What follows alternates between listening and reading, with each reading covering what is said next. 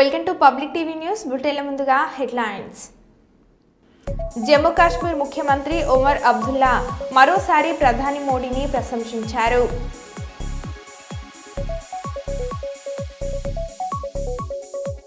Formula ఈపై ఎన్నిసార్లు విచారణకు రమ్మన్నా వస్తా, ఎన్ని ప్రశ్నలు అడిగినా సమాధానం చెప్తా కేటీఆర్.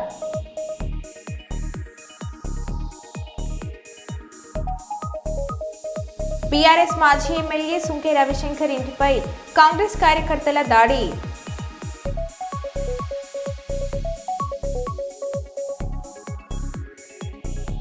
విజయవాడ హైదరాబాద్ మార్గంలో భారీగా ట్రాఫిక్ జామ్.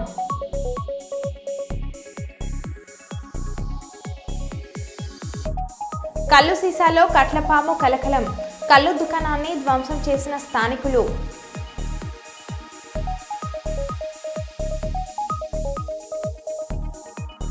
ఇక వివరాలకు వెళ్తే, South Central Railway Mazdoor union general secretary Shankarrao పిలుపు మేరకు ఇంజనీరింగ్ కార్మికులు ఎదుర్కొంటున్న సమస్యలను తక్షణమే పరిష్కరించాలని డిమాండ్ చేస్తూ ఈరోజు బెల్లంపల్లి బ్రాంచ్ ఆధ్వర్యంలో Bellampalli engineering office, Mancherial engineering ఆఫీసుల ముందు మరియు అన్ని గ్యాంగ్లలో నిరసన కార్యక్రమాన్ని అధిక సంఖ్యలో ఇంజనీరింగ్ కార్మికులు పాల్గొని విజయవంతం చేయడం జరిగింది.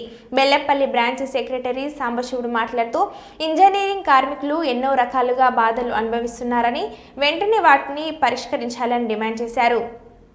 కామ్రేడ్స్, ఈరోజు మనం ఎలక్షన్ ముంగటైతే ఏదైతే మనం వాగ్దానం చేసినామో సోషల్ రైల్వే మజ్దూర్ యూనియన్ మన శంకర్రావు సార్ గారు చెప్పారు.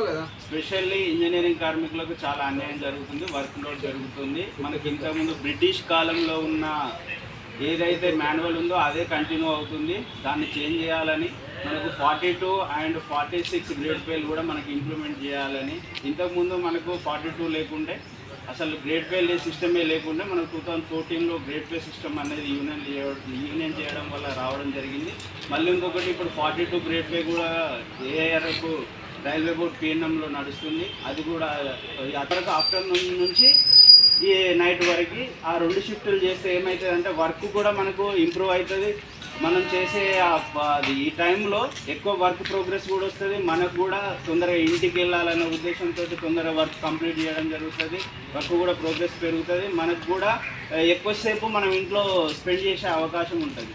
దీని గురించి అని మరియు మనకు ఏదైతే మాన్యువల్ బ్రిటిష్ కాలం నుంచి ఉన్నదో ఆ మాన్యువల్ ఎలా ఉన్నది అంటే, ఖచ్చితంగా నువ్వు ఇంత పని చేయాలి, ఇది లేకపోతే ఆబ్సెంట్, ఇలాంటి సిచ్యువేషన్స్ అనేది ఉన్నది. అప్పుడు మనకు ఉన్నది బొచ్చలు, ఏది స్టీల్ బొచ్చలు ఉన్నా కాదు. ఇప్పుడు ఆల్రెడీ స్పీడ్ అప్పుడు ఉన్నది 40-60 స్పీడ్ తోటి ఉండే ట్రైన్స్, ఇప్పుడు 130, ఇక రాబోయే కాలంలో 150, 180 కూడా అయ్యే అవకాశం ఉన్నది. దీన్ని దృష్టిలో పెట్టుకొని ఖచ్చితంగా మనకనేది మన మాన్యువల్ను చేంజ్ చేయాలి. మన మాన్యువల్ చేంజ్ చేసినప్పుడే మనకనేది వర్క్ లోడ్ అనేది తగ్గుతుంది, మనకు కూడా రెస్ట్ అనేది ఎక్కువ దొరికే అవకాశం ఉంటుంది. దీని గురించి అని సోషల్ రైల్వే మజ్దూర్ యూనియన్ మన జనరల్ సెక్రటరీ శంకర్రావు సార్ గారు దీనికి ఈరోజు ఏదైతే పీవీఎస్ ఆఫీసులు ఎక్కడెక్కడైతే సెక్షన్స్ ఉన్నాయో ఆ సెక్షన్లలో ఈరోజు ప్రొటెస్ట్ చేయడం జరుగుతుంది. ఈ ప్రొటెస్ట్ అయిపోయిన తర్వాత మళ్ళీ 24 రోజు ఆల్ ఓవర్ డివిజన్ వైజ్గా మన కాజీపేటలో మీటింగ్ జరుగుతుంది. మళ్ళీ తర్వాత February 5th రోజు మనకు జిఎం ఆఫీస్ ముందట ఉన్న ప్లేస్లో మనం ప్రొటెస్ట్ చేయడం జరుగుతుంది. ఇది చేయడం వల్ల మన రైల్వే బోర్డుకు మరియు కేంద్ర ప్రభుత్వానికి ఇన్ఫర్మేషన్ పోయి ఇంతమంది ఖచ్చితంగా ఇంజనీరింగ్ కార్మికులు ఇంతమంది సఫర్ అవుతున్నారని చెప్పి వాళ్ళకి తెలుస్తుంది. మనం ఇంతకుముందు చెప్పినాం, అది ఇప్పుడు మనం ప్రొటెస్ట్ చేసి చెప్తున్నాం. ఇంతవరకు ప్రత్యేకంగా ఇంజనీరింగ్ కార్మికుల గురించి మనం ఎప్పుడు కూడా ప్రొటెస్ట్ ఇట్లా చేయలేదు, ఇలాంటి మీటింగ్లు అనేవి పెట్టలేదు. నాకు నేను గత 2011 నుంచి చూస్తున్నాను, ఇప్పటి వరకు ఇలాంటివి లేదు.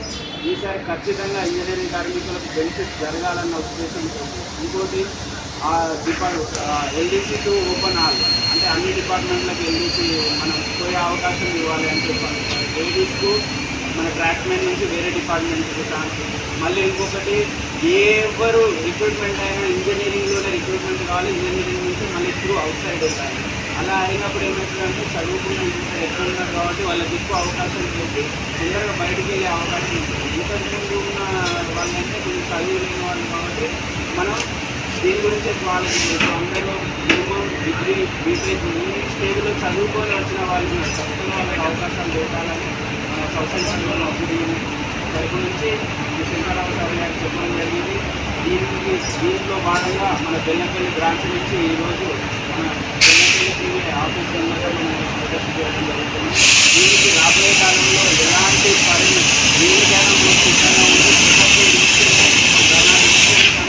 ఇచ్చే అవకాశం ఉంటుంది. ఎందుకంటే ఎవరి పని వాళ్ళు సైలెంట్ ఇచ్చి ఏమి రాదు. ఎవరో ఒకరు పోటీ పడి ఖచ్చితంగా ఈ సపరేట్ అంతా మంచి మనం అనుకున్నట్టు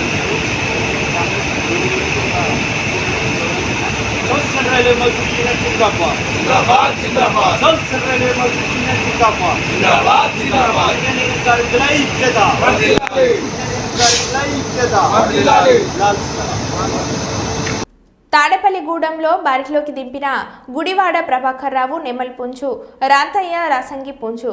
1,25,00,000 రూపాయలతో 2 పుంజులను పందెంలోకి బరిలోకి దింపిన నిర్వాహకులు కోటి పందానికి వీక్షించడానికి భారీగా తల్లి వచ్చిన పందెం రాయలు విజేతగా నిలిచిన కోటి గెలుచుకున్న గుడివాడ ప్రభాకర్ నెమలి పుంజు.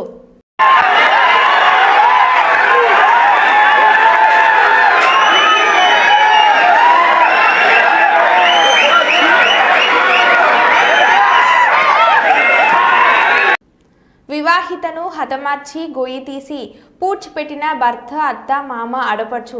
శవాన్ని పూడ్చిన బొందపై కట్టెల పొయ్యి పెట్టి పిండి వంటలు చేసుకున్న కుటుంబ సభ్యులు. ఆలస్యంగా వెలుగులోకి వచ్చిన సంఘటన మహబూబాద్ పట్టణం సిగ్నల్ కాలనీలోని ఓ ఇంటి ఆవరణలో వివాహితను హతమార్చి గొయ్యి తీసి పూడ్చిపెట్టిన భర్త, అత్త, మామ, ఆడపడుచు. పోలీసులకు ఫిర్యాదు చేసిన స్థానికులు పోలీసులు సంఘటన స్థలానికి చేరుకొని పాతిపెట్టిన చోట తవ్వగా బయటపడిన మృతదేహం. ఇంటికి తాళం వేసి పరారైన మృతురాలి భర్త, అత్త, మామ, ఆడపడుచు. కాటి లక్ష్మి అత్త, కాటి రాములు మామ, దుర్గా ఆడపడుచు భర్త మహేందర్, గోపి చనిపోయిన మహిళ భర్త, చనిపోయిన మహిళ నాగమణి 35 సంవత్సరాలు. తనకి 2 కుమారులు. భూపతి అంజయ్, మా ఇల్లు నేను ఇక్కడ ఉంటలేను, వేరే కులవృత్తి చేయడానికి పోయినా. అయితే మా ఇంట్లో కిరాయికి మహేష్ అన్న అబ్బాయి, దుర్గా అనే అమ్మాయి ఉండేది. వాళ్ళ అమ్మ లక్ష్మి ఆమె పేరు, వాళ్ళ నాయన దుర్గ వాళ్ళ నాయన పేరు రామయ్య. వాళ్ళు ఉండేది. వాళ్ళు ఇక్కడ ఈ కాలనీ పెద్ద మనిషి దండం కన్నా ఇట్లా మీ ఇంట్లో వాళ్ళని చంపి పెట్టిర్రు, నువ్వు రావాలని నాకు ఫోన్ చేసిండు.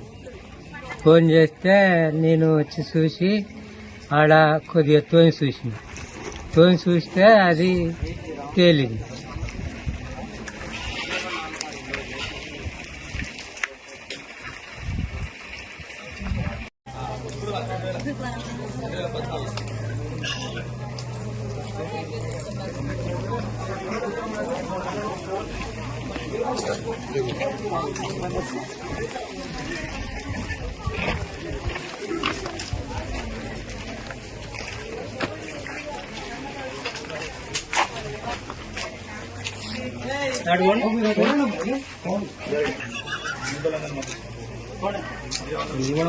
సార్ ఫోటో తీసుకున్నాం.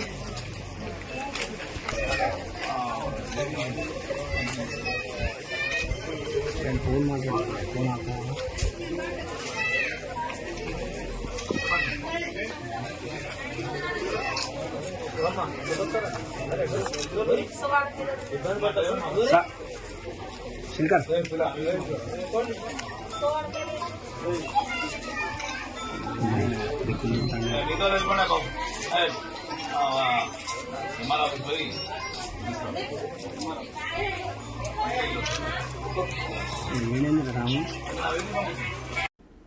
రాష్ట్రంలో మహిళల మిస్సింగ్ కేసులు నమోదవుతున్న AP deputy CM Pawan Kalyan ఎందుకు స్పందించడం లేదని కర్నూలులో ప్రజా సంఘాల నాయకులు మండిపడుతున్నారు. కర్నూలు అంబేద్కర్ భవన్లో కర్నూలు జిల్లా కల్లూరు మండలం నాయకల్ గ్రామంలో భారతి అనే మహిళ మిస్సింగ్ పై ప్రజా సంఘాల ఆధ్వర్యంలో రౌండ్ టేబుల్ సమావేశం నిర్వహించారు. జనవరి 1వ తేదీన భారతి అనే మహిళ మిస్సింగ్ అయి 17 రోజులు అవుతున్నా పోలీసులు, జిల్లా అధికారులు ఎటువంటి సమాధానం ఇవ్వడం లేదని వారు ఆరోపించారు. ఎన్నికల ముందు deputy CM Pawan Kalyan union మహిళ మిస్సింగ్ కేసు ఎక్కువ అవుతున్నాయని రక్షణ కల్పిస్తామని గాలి మాటలను అన్నారు. ఇప్పుడు ఎందుకు నిలబెట్టుకోవడం లేదని వారు విమర్శించారు. తక్షణమే ఈ కేసుపై కూటమి ప్రభుత్వం సమాధానం ఇవ్వాలని కేసును ఛేదించాలని డిమాండ్ చేశారు. నాయకల్ గ్రామము కల్లూరు మండలం పరిధిలోని నాయకల్ గ్రామంలో 1వ తేదీ సుమారు 12 గంటల సమయంలో మంగళి భారతి అలియాస్ శ్రీలక్ష్మి అనే అమ్మాయి అందరినీవా కాలువలో దూకింది అని చెప్పని స్థానికుల కథనం. దానిపైన పోలీసు వాళ్ళు కూడా అదే విషయాన్ని చెప్తా ఉన్నారు. అయితే ఇంతవరకు ఈరోజు 17వ రోజు అయినప్పటికీ భారతి బాడీ ఎక్కడ కూడా కనిపించలేదు. బాడీ కనిపించకపోవడంతో పలు అనుమానాలు దారిస్తూ ఉన్నాయి. మరో ముచ్చమారి సంఘటన గుర్తెరుగుతుందేమో అని చెప్పి మేము అనుకుంటున్నాం. భారతి యొక్క బాడీని మాయం చేసినారని చెప్పి లేదా కాల్ చేసినారా పూర్తి చేసినారా అని చెప్పి మాకు అనుమానం. కాబట్టి అక్కడ మంగళి రాఘవేంద్ర అనే ఒక అసాంఘిక శక్తి మహిళల పట్ల అసభ్యంగా ప్రవర్తిస్తూ మహిళల లొంగ తీసుకునే నేచర్ ఉందని చెప్పి గ్రామస్తులు చెప్తున్నారు. ఆ కోణంలో విచారణ చేయమని మేము పోలీసు వాళ్ళని అడిగినప్పటికీ పోలీసు వాళ్ళు ఆ కోణంలో విచారణ చేయకుండా కేవలం హంద్రీనీవాలో మాత్రమే ఎతుకుతూ ఉన్నారు. హంద్రీనీవాలో చనిపోయిన భారతి ఒకవేళ హంద్రీనీవాలో ఉండింటే 24 గంటల తర్వాత శవం తేలుతుందని చెప్పని అందరికీ ఉన్న సహజమైన ఆలోచన.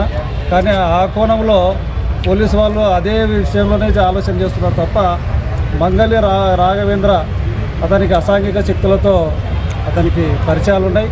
అసాంఘిక శక్తుల సహకారంతో భారతిని మాయం చేయడానికి మేము నమ్ముతున్నాం. ఆ కోణంలో విచారణ చేసి మహిళ జనవరి 1వ తేదీ 11 గంటల ప్రాంతంలో హంద్రీనీవా కాల్వలో పడి చనిపోయిందని చెప్పేసి ఒక missing case Ulindakonda police station పరిధిలో నమోదైంది. అయితే ఆ రోజు అంటే జనవరి 1వ తేదీ చనిపోయిన అమ్మాయి కరువులపన్న అమ్మాయి ఈరోజు జనవరి 17వ తేదీ అయినప్పటికి కూడా ఇప్పటికి కూడా అమ్మాయి శవం ఎక్కడ ఉంది అనేది పోలీసులు తేల్చలేకపోతున్నారు. దాని మీద ప్రజా సంఘాలు మహిళా సంఘాలుగా మాకు ఉన్నటువంటి చాలా అనుమానాలని డిఎస్పీ గారికి అలాగే తాలూకా సిఐ గారికి కూడా మేము తెలియజేయడం జరిగింది. సిఐ గారు అలాగే ఎస్ఐ గారు కూడా మేము ఇన్వెస్టిగేషన్ చేస్తూ ఉన్నాము, వెతుకుతూ ఉన్నాము అని కాలయాపన చేస్తూ కేసును నీరు గారుస్తున్నారన్నది మా ఆలోచన. ఎందుకు అని అంటే ఒకవేళ అమ్మాయి నిజంగా కాలువలో పడి చనిపోయి ఉంటే ఈ రోజుకైనా డెడ్ బాడీ తేలి ఉండాలి. ఇంతవరకు తేలలేదు.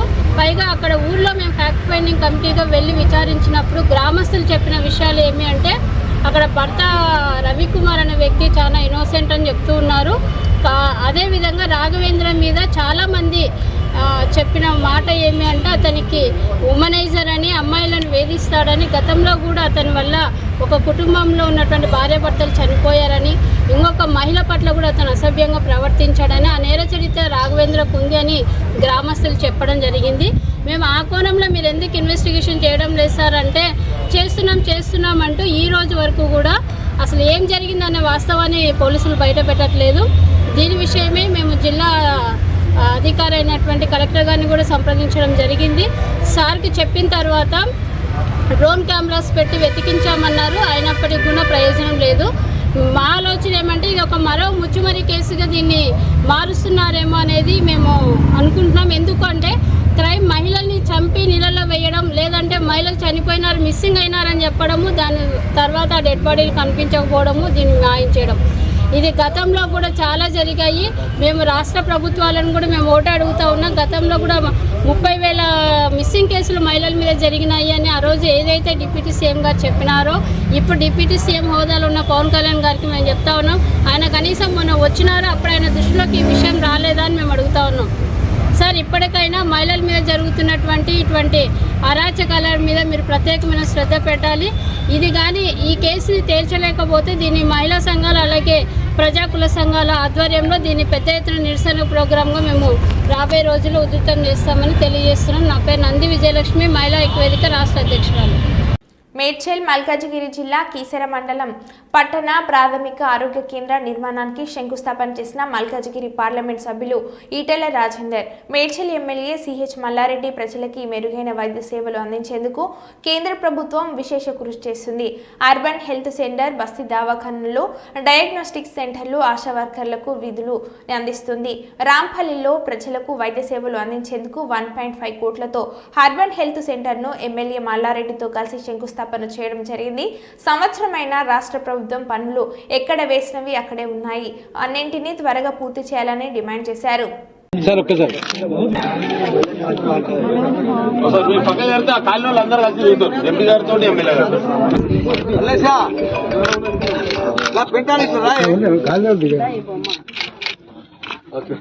అంజన పెంటాను ఇద్దరు అంటే ఎట్లా రాముడు లక్ష్మణుడే మీరు అయోధ్య రాముడు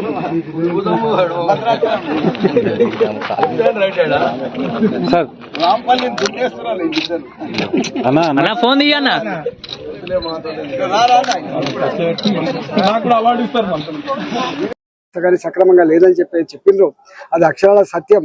ఇవాళ పేరుకే మున్సిపాలిటీలు, పేరుకే కార్పొరేషన్లు, ప్రభుత్వం ఒక్క సంవత్సరం అవుతుంది వచ్చి ఇప్పటి వరకు వీటి సమగ్ర అభివృద్ధి కోసం ప్రణాళికలు రచించింది లేదు, రూపాయి ఇచ్చింది కూడా లేదు. పాత చేసిన వాళ్ళకే రూపాయి లేకపోవడం వల్ల ఇబ్బంది అవుతా ఉంది. కాబట్టి డెఫినెట్గా ఇలా న్యూలీ ఎక్స్పాండెడ్ ఇవాళ మున్సిపాలిటీస్ ఏవైతున్నాయో, కొత్తగా ఏర్పడే మున్సిపాలిటీస్ ఏవైతున్నాయో వాటిలో మౌలిక సౌకర్యాల కోసం తప్పకుండా మేము ప్రయత్నం చేస్తాం. దేశవ్యాప్తంగా ప్రజలకి మెరుగైన వైద్య సేవలు అందించాలనే సంకల్పంలో భాగంగా అనేక రకాల ప్రణాళికల్ని కేంద్ర ప్రభుత్వం రూపకల్పన చేసింది. ఇవాళ అర్బన్ హెల్త్ సెంటర్లు కావచ్చు, బస్తీ దవాఖానలు కావచ్చు, డయాగ్నోస్టిక్ సెంటర్లు కావచ్చు, ఇలా ఆశా వర్కర్ల వ్యవస్థ కావచ్చు, అనేక రకాల వ్యవస్థల్ని కేంద్ర ప్రభుత్వం ఇవాళ ప్రజలకు అందిస్తూ ఉంది. దాంట్లో భాగంగానే రాంపల్లిలో ఇంతకుముందు ఈ రాంపల్లి కీసర మండలంలో ఉన్నటువంటి పిఎస్సిలో భాగంగా ఉండే జనాభా పెరుగుతున్న సందర్భంలో ప్రజలకు చేరువ చేయాలనేటువంటి సంకల్పంలో భాగంగా ఇక్కడ 1,50,00,000 రూపాయలతోటి కేంద్ర ప్రభుత్వ నిధులతో ఇక్కడ అర్బన్ హెల్త్ సెంటర్ని ఈరోజు ఎమ్మెల్యే మల్లారెడ్డి గారు, నేను ఇద్దరం కలిసి భూమి పూజ నిర్వహించడం జరిగింది. అతి తక్కువ కాలంలో ఇక్కడున్న అర్బన్ హెల్త్ సెంటర్ని పూర్తి చేయించి ప్రజలకు అందుబాటులో తెస్తామని చెప్పి మరో బులెటిన్లో మళ్ళీ కలుద్దాం. Stay tune.